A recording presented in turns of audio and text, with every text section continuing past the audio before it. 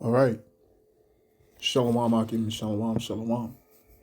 This is your brother Zakaria Allah, branched down here in Williamsport, Pennsylvania. Come with another lesson through the Spirit. Lord willing, this be edifying to the Lord's elect. Before I get started, I want to give all praise, honor, and glory unto Yahweh, Bahashem Yahushai, Bahashem Chakudash. Double honors to the apostles and the elders of Great Millstone who rule well, who rule well and who teach well. Shalom to the Akim out there that's pushing the truth, that's laboring in the word, and is pushing the gospel of the great kingdom that's soon to come.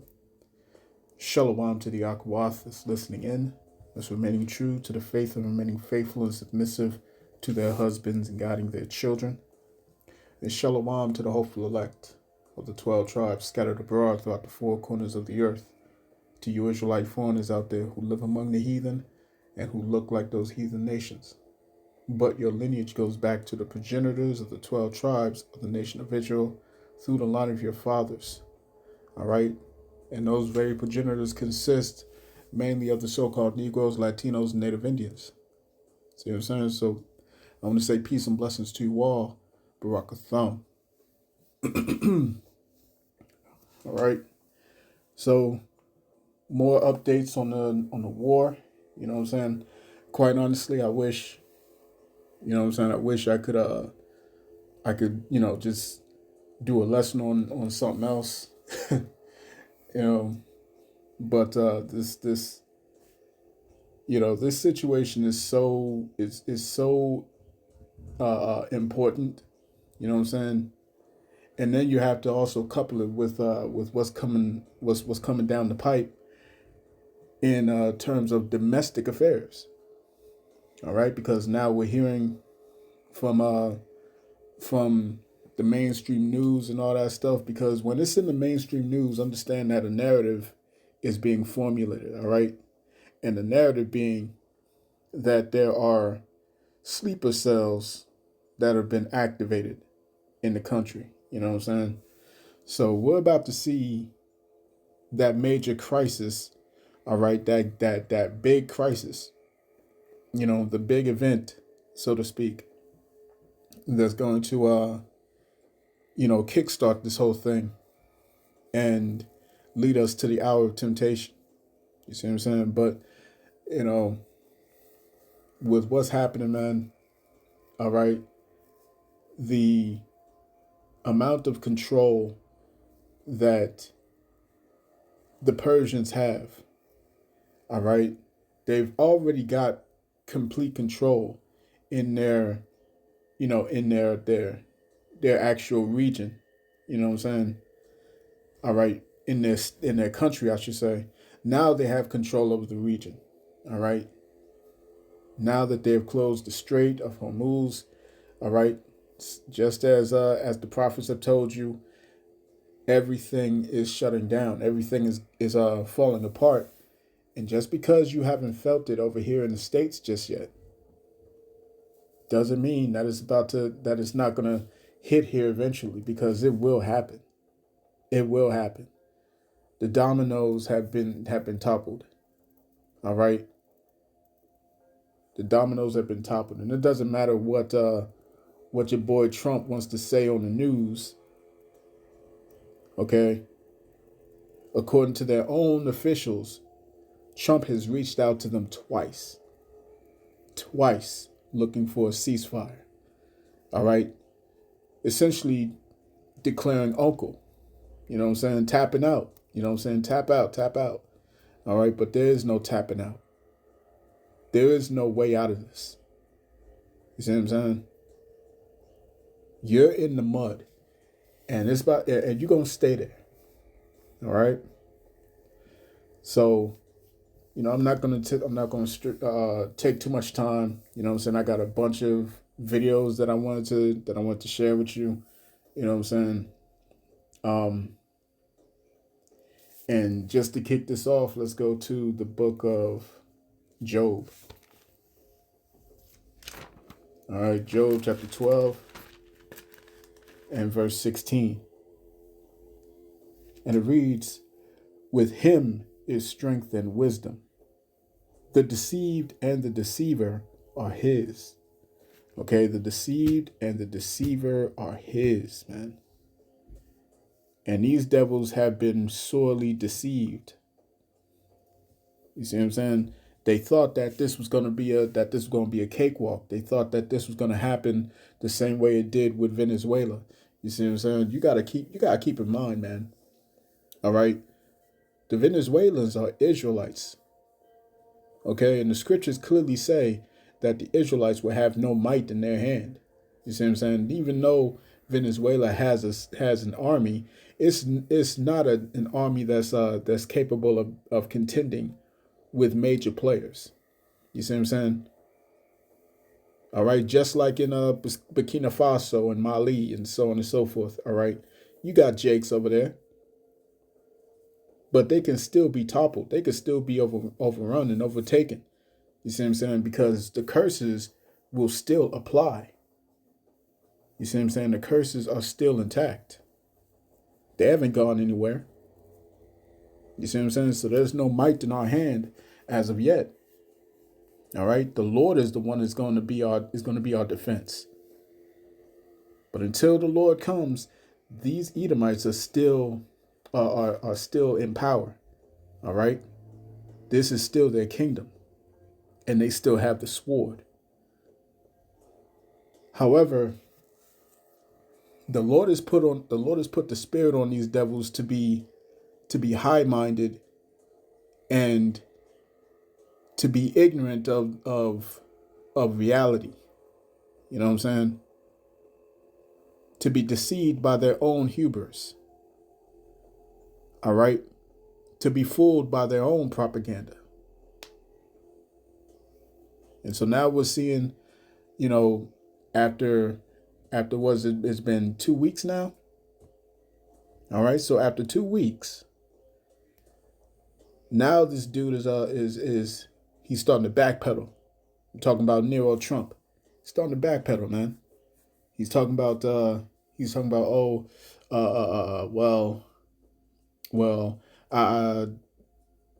don't know anything about a strike on a girls' school. I don't know anything about that. He's talking about it wasn't me that did it. I didn't just do this alone. You know what I'm saying? It was Marco Rubio. It was Pete Hegseth. It was, it was Jared Kushner. It was everybody that was in my ears. That's why I did it. You know what I'm saying? Completely ignoring the fact that his generals were telling him, "Don't do this." All right, and like I said, now you stuck in the mud, man. You can't go nowhere. You in quicksand, and there's nothing to pull you out of it. So, let's get started with this first video. All right, fair use, fair use. This is for educational purposes only. I declare fair use under the Copyright Act of 1976. All right. It will. The Strait of Hormuz being just the start of something like that. Mohammed, the Washington Just Post one thing, today, John. Just Yes, one of thing. course. Iran is shutting the Strait of Hormuz without destroying anything to warn the Americans that this is what is going to happen. And Trump now says that he's going to open the Strait of Hormuz. He doesn't have a chance in the world to do it. His ships are far, far away out of fear of Iranian missiles. His planes are far away. That's why every time they bomb, they have to refuel and refuel again to get back because of Iranian drones and missiles. So Iran is in full control. There's nothing that the United States can do about it. And therefore, if push comes to shove, then you'll see the price of oil go to what, $250 a barrel?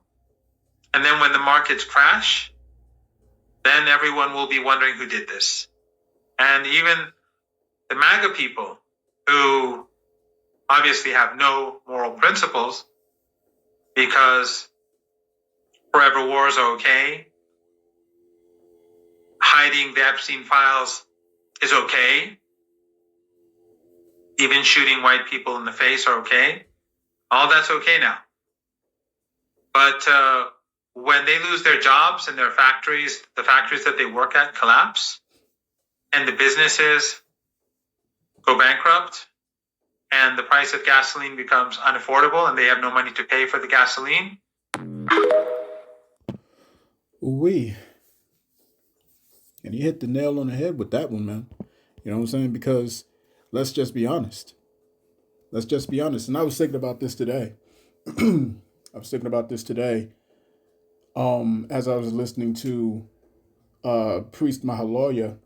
Okay, he was responding to a video of a Jake who was saying that Americans are just pampered. They're just pampered pushovers. You know what I'm saying? Completely docile. All right, so much so that it's sickening. So much so that it is sickening. You know what I'm saying?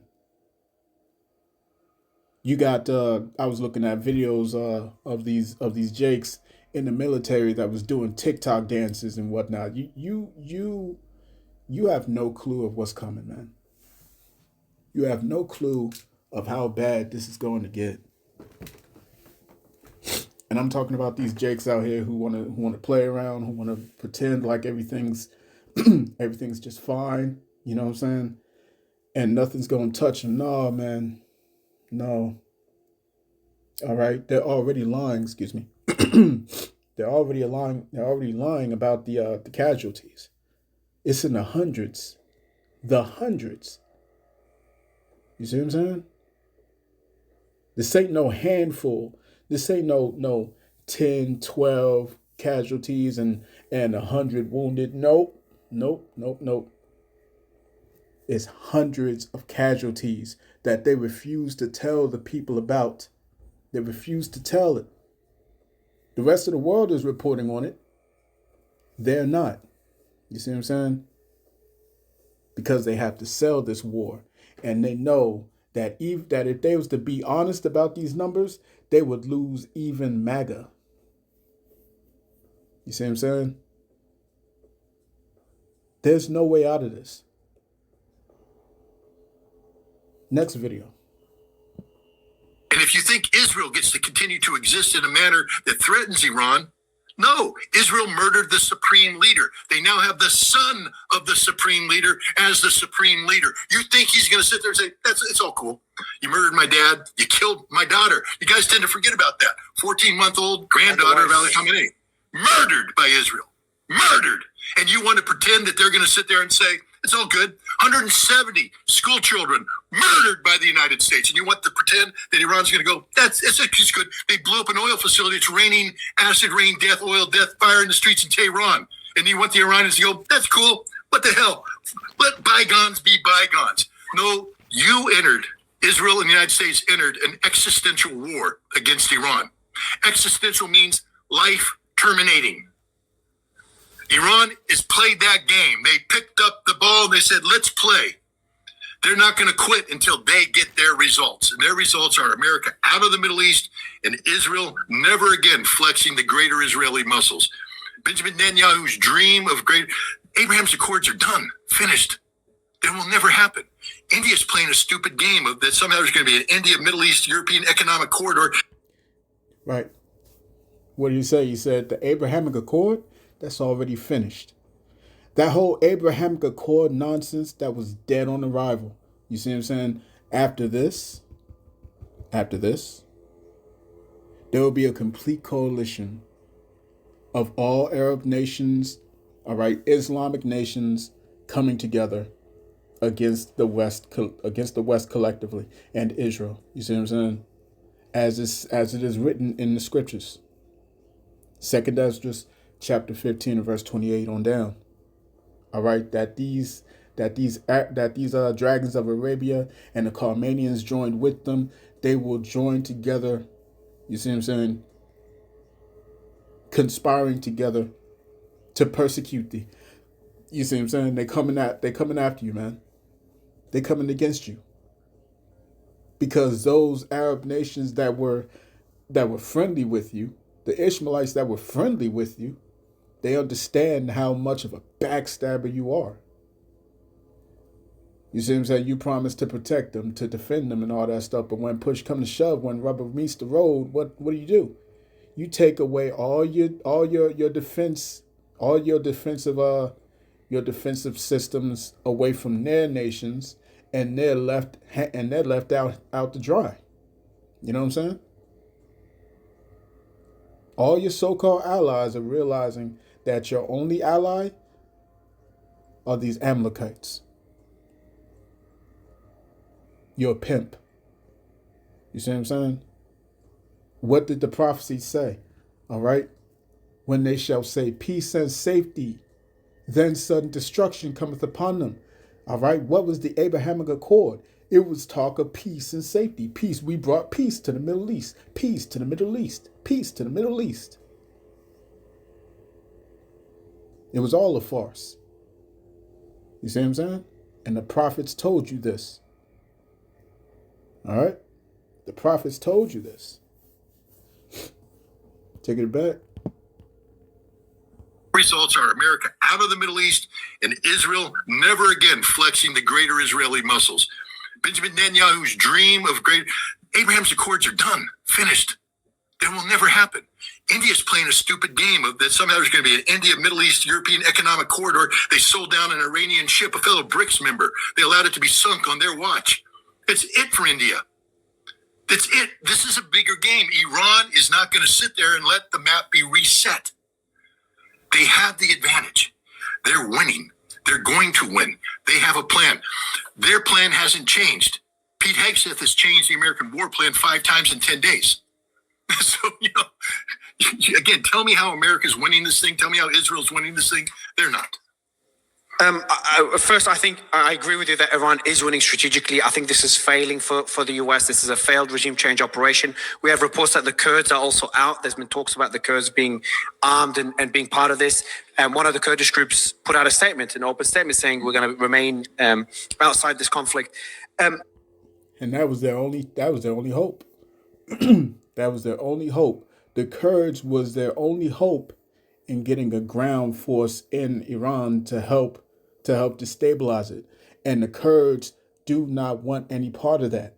You see what I'm saying? Why? Because they have been stabbed in the back before, twice. You see what I'm saying? They don't want that to happen to them anymore.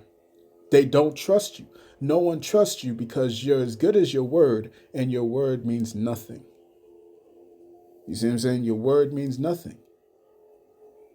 When you promise these people something and they do for you, but you never hold true to your promise, and then you do it multiple times.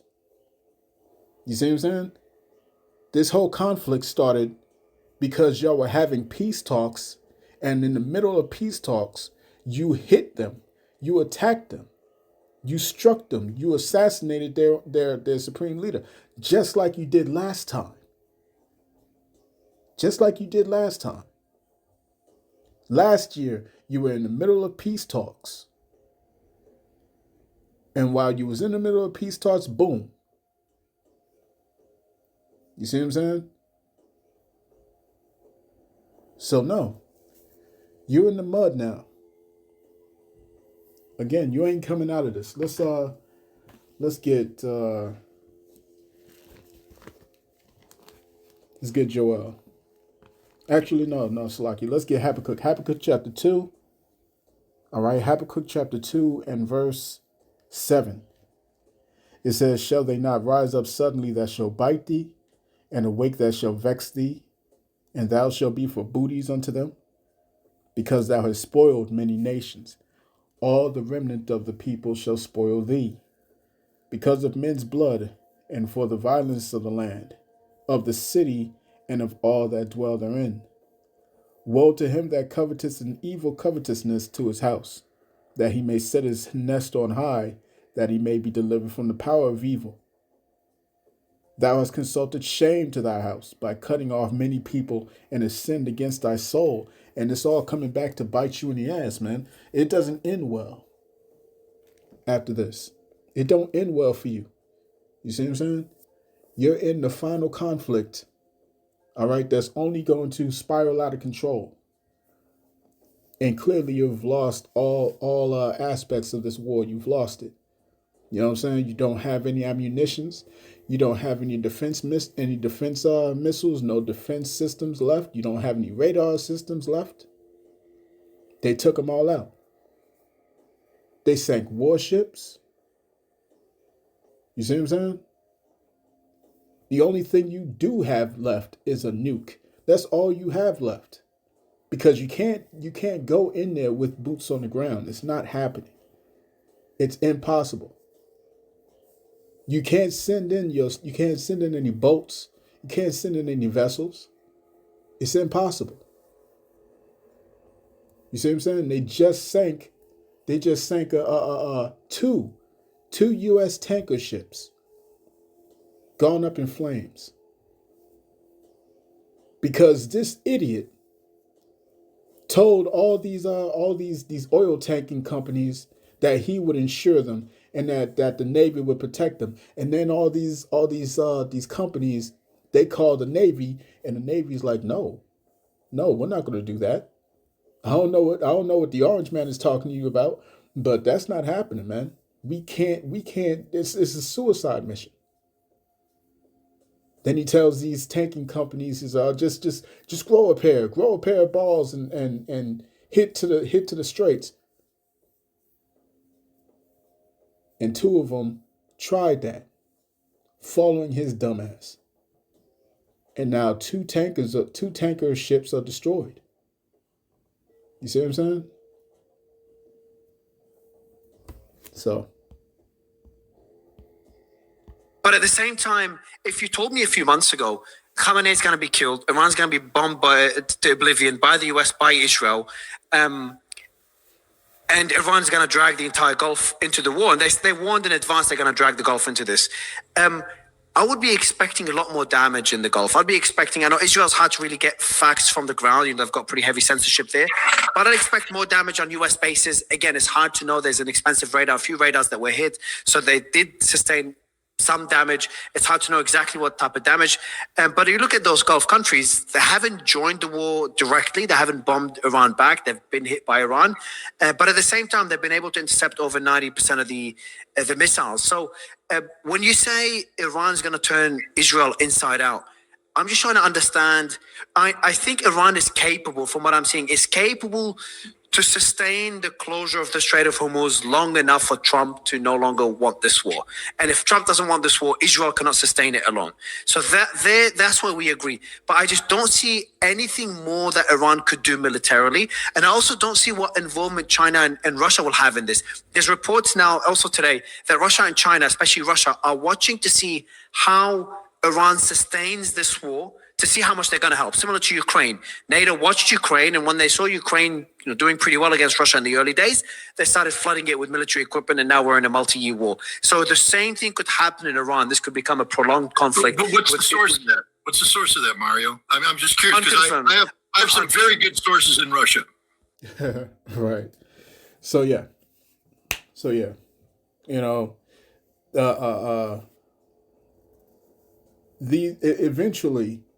eventually, Russia and China will join in. All right. And I'm curious to see what's going to cause that. I'm curious to see what's going to spark that. You see what I'm saying? Because as of now, Iran has this thing under control, clearly. You know what I'm saying? So something's going to happen to where Russia and China will have to get involved. And North Korea. And Pakistan. You see what I'm saying? All nuclear countries. You see what I'm saying? So yeah, expect something big. Expect something big. You see what I'm saying? Because we know that with the amount of ego, the huge ego that Trump has, all right, and that these Amalekites have, all right, they will take it there if they feel like they are losing. All right, Satan Yahoo said so himself. They will take it there. Okay. And what I mean is they will take it nuclear if they got to. So, you know, get yourselves ready to see some wild shit with that. All right. So in this video, all right, we're gonna listen to this. This is what Scott Ritter was just referring to. All right, that the new Ayatollah, which is the son of the previous Ayatollah, all right, he has just broken the silence, and he made an announcement or an address directly to Washington. All right, while he was addressing the Iranian people. So let's listen in. At 11:47 p.m. last night, Mojtaba Khamenei addressed the Iranian people for 12 minutes, but he was not speaking to the Iranian people. Every word was aimed directly at Washington. For the first 6 minutes, he recited a list of what he called American crimes: the assassination of his father, the killing of Iranian scientists, the decades of sanctions, the support for Israel, the occupation of Arab lands by American forces. It was standard rhetoric. Then, at the 7-minute mark, his tone shifted. He stopped talking about the past and started talking about the future. He laid out 3 demands. The full text of these demands was transmitted to the State Department through Switzerland. Most major networks reported that Iran called for American withdrawal from the Middle East. That is accurate but incomplete. What they did not report is the specific language Khamenei used and the exact timeline he gave. Demand 1. All American military forces must begin withdrawal from Iraq, Syria, Kuwait, Bahrain, Qatar, the United Arab Emirates, and Saudi Arabia within 30 days, not eventually. Not after negotiations. Within 30 days. Demand 2. The United States must lift every sanction imposed on Iran since 1979, including all banking restrictions, all oil export limitations, and all technology transfer bans within 60 days. Demand 3. The United States must pay reparations to Iran for what Khamenei called the economic war that has cost Iran over $800 billion in lost revenue over the past 4 decades. He set the figure at $500 billion to be paid over 10 years. Then came the part that has the Pentagon in crisis mode. Khamenei said if these demands are not met, Iran will take 3 specific actions. Action 1. Iran will close the Strait of Hormuz to all commercial shipping effective immediately upon the expiration of the 30-day deadline. Action 2. Iran will activate what he called defensive military partnerships with Russia and China, including the possibility of foreign military bases on Iranian soil. Action 3. Iran will exercise its right under international law to develop and deploy a full-spectrum nuclear deterrent capability. He did not say Iran would pursue a nuclear weapon. He said Iran would deploy one. That language matters. It suggests they already have it. While Khamenei was delivering this address, something else was happening. Chinese state media released a statement at exactly 1:15 a.m. Eastern Time, 90 minutes after Khamenei finished speaking. The statement said China recognizes Iran's legitimate security concerns and supports Iran's right to defend itself against foreign aggression. It called for immediate negotiations based on respect for Iranian sovereignty. Russia issued a similar statement 40 minutes later. Both countries used language that essentially endorsed Iran's position. Why did Iran do this? Follow the power. Mojtaba Khamenei is not his father. Ali Khamenei spent decades balancing different factions inside Iran. He negotiated. He compromised. He played a long game. Mojtaba does not have that luxury. He was installed by the military. The IRGC put him in power. They expect him to deliver results. Sources inside Iranian opposition groups say Mojtaba and the IRGC leadership had a meeting within hours of his appointment. The message was clear. We made you supreme leader. You will give us what we want. What they want is the complete removal of American influence from the region, the economic resources to rebuild Iran's military, and the international legitimacy that comes from forcing the United States to negotiate as an equal. This shifts power from Washington to Tehran in a way that has not happened since 1979. For 4 decades, the United States has dictated terms to Iran. Sanctions, pressure, isolation, military threats. Iran had no leverage. Now they have leverage. 7 American soldiers dead. Oil at $121. A leaked Pentagon document saying the war is unwinnable. China and Russia openly backing Iran's position. The Strait of Hormuz as a loaded gun pointed at the global economy. Mojtaba Khamenei is not begging for negotiations. He is demanding surrender. What historians will call this moment depends entirely on what happens next 72 hours. If the United States accepts negotiations on Iran's terms, it will be remembered as the end of American dominance in the Middle East. If the United States rejects negotiations and the war continues, it will be remembered as the beginning of an unwinnable conflict that drained American resources and credibility for years. This is not a minor foreign policy challenge. This is a fundamental restructuring of global power. The global economy is pricing in the possibility that Iran actually follows through. And here is what makes this worse.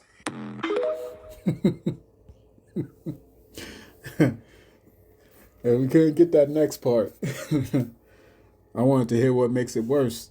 Because what's worse for them is what's better for us. You see what I'm saying? But this is Obadiah chapter 1 and verse 3. It says, the pride of thine heart hath deceived thee. Let's take that back a little bit. Look at their faces. All right. The pride of thine heart hath deceived thee, you Edomites. Okay? You Edomites, man. The pride of your heart has deceived you. You see what I'm saying? There is no way out of this. And we already know that that if they concede to these demands, because they mean everything that they're saying. They mean everything that they're saying. All right? That they will close the straits indefinitely. They mean what they say when they say that they will develop and deploy a nuclear weapon. They mean it when they say that. All right? So this is essentially a 30-day countdown. All right? Within 30 days, okay, these jokers have the choice to either leave or escalate this bad boy. You see what I'm saying? And we know that their pride is going to deceive them yet again.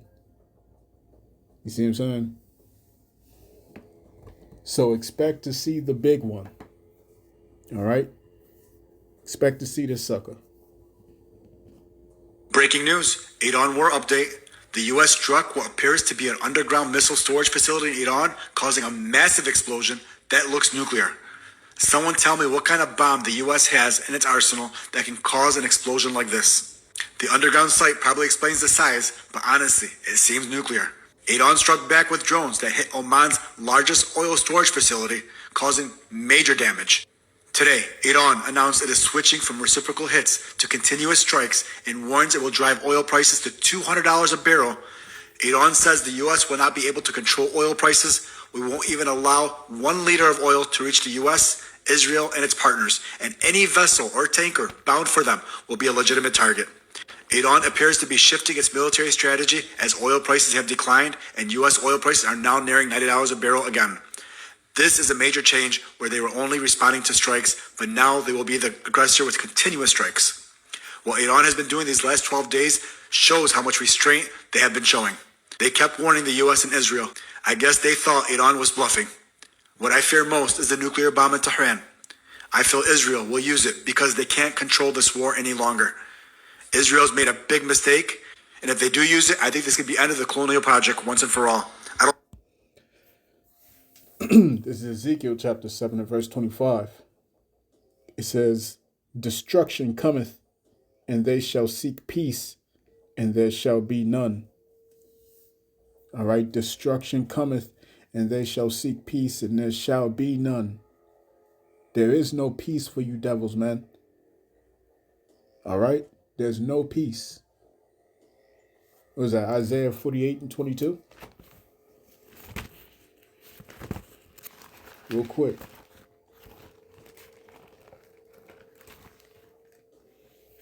Isaiah chapter 48, verse 22. There is no peace, saith the Lord, unto the wicked. There's no way that you can safely get up out of this thing. All right. The economy is going to implode. It's a given at this point. You see what I'm saying? Prophecy is going to kick off faster and faster and faster and faster. You see what I'm saying?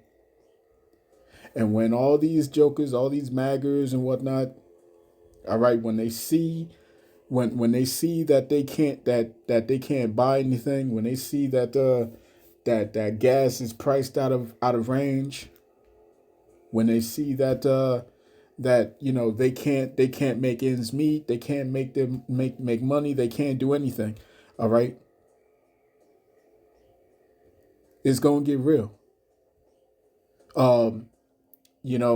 Was it Iran just threatened to attack facilities relating to Nvidia, Amazon, uh was it all these different data, all these different the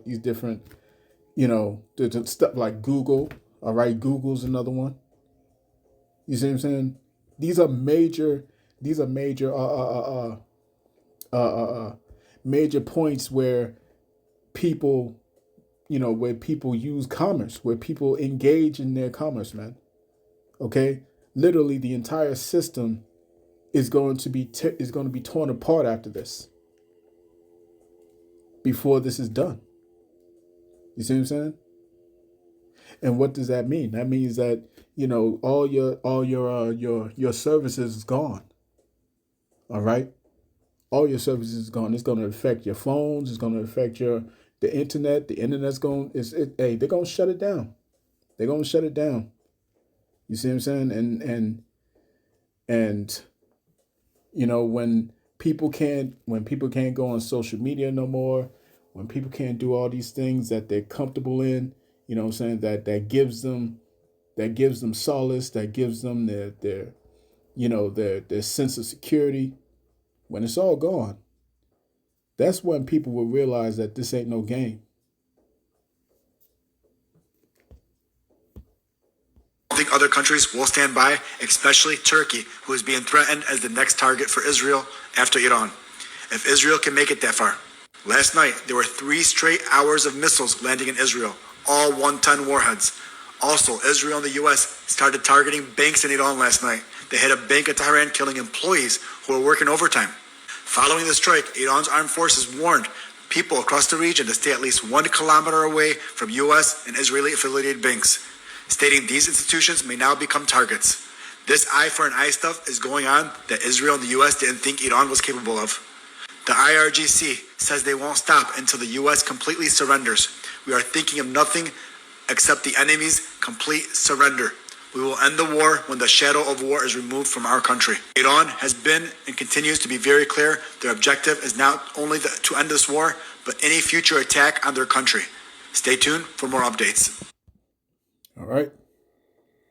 So, while all this is happening, you know what I'm saying, and the world is just going down, the world is the world is pretty much going up in flames. All right. The delusion is still strong. You know what I'm saying? Because he has to continue to gaslight the people. He has to continue to still push to the public that they're winning this thing when everything is completely apparent at this point that you're not winning this. You're losing this thing horribly. All right? You're being humiliated on the world stage. You see what I'm saying? Well, it's only good if you win. You can only do. And we've won. Let me say, we've won. You never like to say too early you won. We won. We won the bet. In the first hour, it was over. That's crazy work, man. It's crazy. Well, it's only good if you win. You can only do. And we've won. Let me say, we've won. You never like to say too early you won. We won. We won the bet. In the first hour, it was over. It's crazy. Yeah, that's crazy, man. And you look at all these jokers, man. All right, look at all these dimwits. All these fools in the background with their red hats and all that stuff, man. There's the brains the size of a walnut. You know what I'm saying? And all these jokers, man. You know what I'm saying? All right. The maggers that will ride or die to the end. You know what I'm saying? They can't see the writing on the wall until, like I said, until it hits their wallet. until it hits their bank account, until they can't get gas, until they can't get to work, until everything comes to a complete screeching halt. Only then will they start to think this is a disaster. You see what I'm saying? So just to point out all the things that's going to be affected by this war. All right.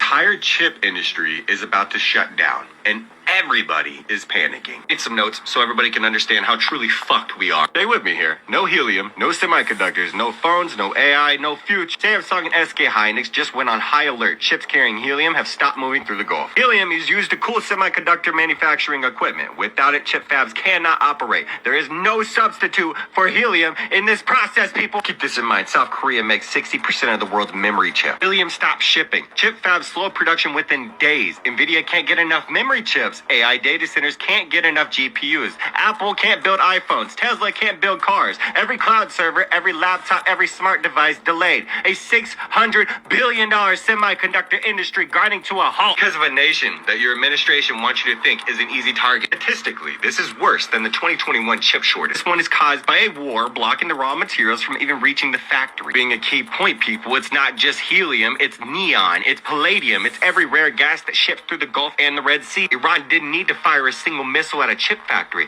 They just had to make the shipping lanes too dangerous to cross. The AI arms race, the chip war with China, the $2 trillion tech rally. All of it depends on a gas that nobody can ship right now. Just think about this, right? In an 11-day period, this is how many missile and precision strikes there have been. Go ahead and add those up real quick and tell me how much you think each missile costs. Not including interceptors, by the way. Keep in mind, they have to constantly refuel, which obviously costs even more money. That isn't already enough money being wasted. You can take this into consideration. 82% of the world's sulfur by Take it that.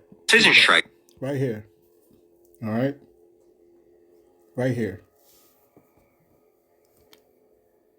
Day 1, fire 420 missiles.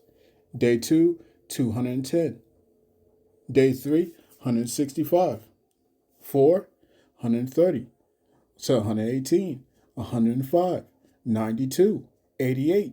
You see what I'm saying? It starts, it's going down, it's going further down, you know what I'm saying? Because they're trying to, all right, at this point, by day number 8, they were trying to, they were trying to ration their missiles.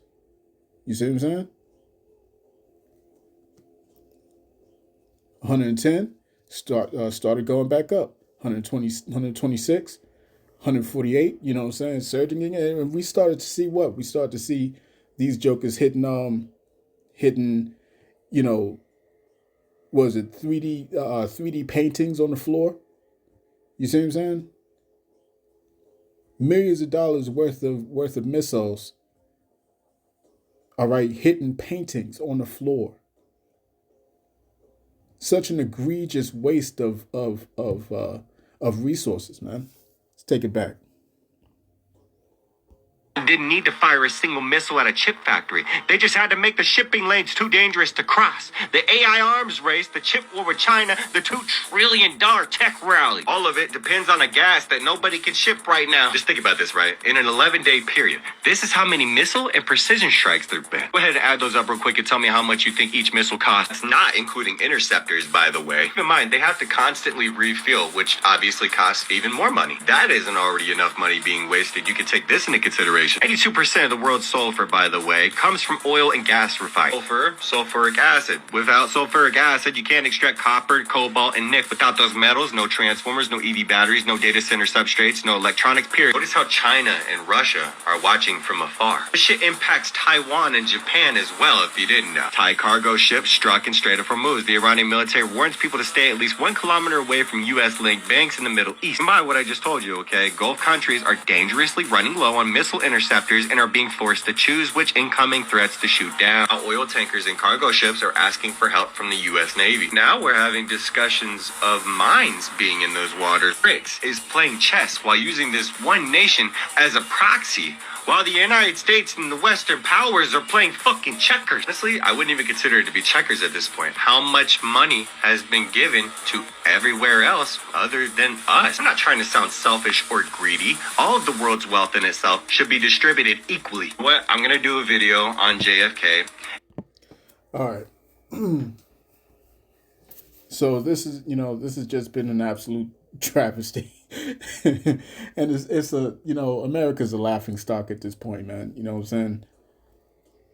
And this has been a serious exposure of America's foolishness. All right? The world is seeing this. You know what I'm saying? How much money did all of those missiles cost? And like he said, none of those accounted for all the interceptor missiles, all the interceptor missiles that they had to fire to defend their bases, to defend all these different installations. You know what I'm saying? One drone or one missile that was shot by Iran was met with at least 2 to 3 interceptor missiles. You see? This has been a disaster, man. All right? But yeah, this is an amazing it's an amazing thing to see. Let's end this off with the book of Psalms, chapter 129. All right? And let's go to verse 4. It says, "The Lord Yahweh is righteous. He hath cut asunder the cords of the wicked. Let them all be confounded and turned back that hate Zion." You see? So it's only getting worse for Babylon the Great from here on out. You know what I'm saying? And the world is looking at the emperor not having any clothes on, as the saying goes. So I'm gonna cut that there. I pray this lesson was edifying to the elect of the nation of Israel. This has been your brother Zakaria Allah, branched out here in Williamsport, Pennsylvania. In closing, I want to give all praise, honor, and glory unto Yahweh, Bahashim Yahweh Shai, Bahashim Rachak Wadash. Double honors to the apostles and the elders of Great Millstone who rule well and who teach well. Peace and blessings to the hopeful elect. Shalom.